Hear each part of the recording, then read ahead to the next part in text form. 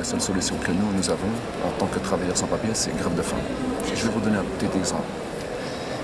En fait, tout travailleur, quand il réclame un droit, pas une faveur, mais un droit, qu'est-ce qu'il fait? Il fait des manifestations dans la rue, des grèves, des piquets de grève. Nous, les sans-papiers, on ne peut pas faire ça. Donc la seule chose que nous, on a à notre disposition, c'est notre corps. Les gens qui sont là ont déjà essayé plusieurs modes de protester. Ça n'avance pas. Ils n'ont aussi pas de voix. Donc, et en faisant la grève, c'est la seule manière qu'on les prête un tout petit peu d'attention.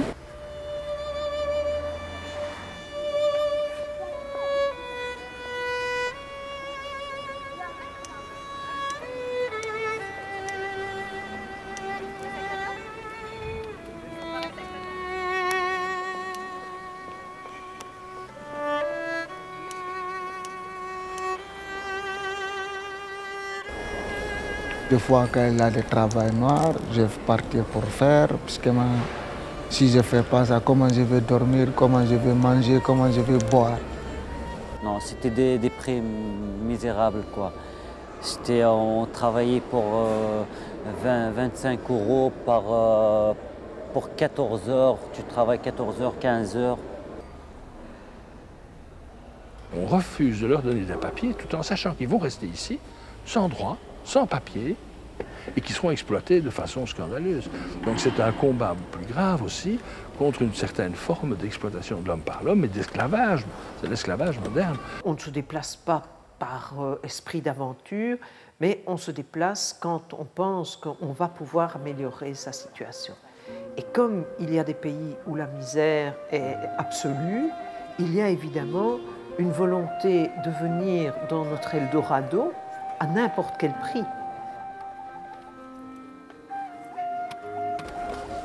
C'est une immigration particulièrement vulnérable, bien sûr, parce que vulnérable dans son séjour.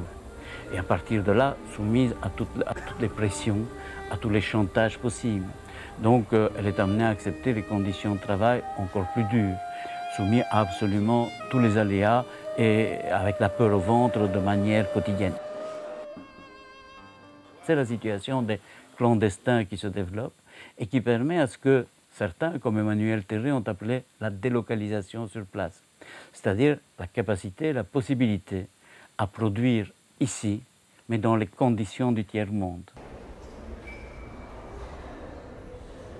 C'est clair que l'Occident a une part de responsabilité, mais vraiment énorme, considérable, de la situation de grand nombre de pays du Sud, pour dire bref, c'est tout à fait clair.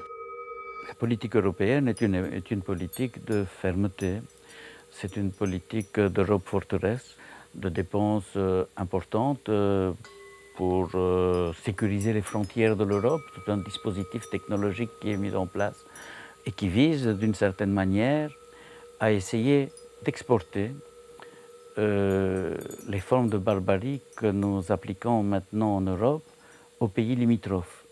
Donc plutôt que d'enfermer chez nous, enfermons les gens en Libye, au Maroc, en Turquie.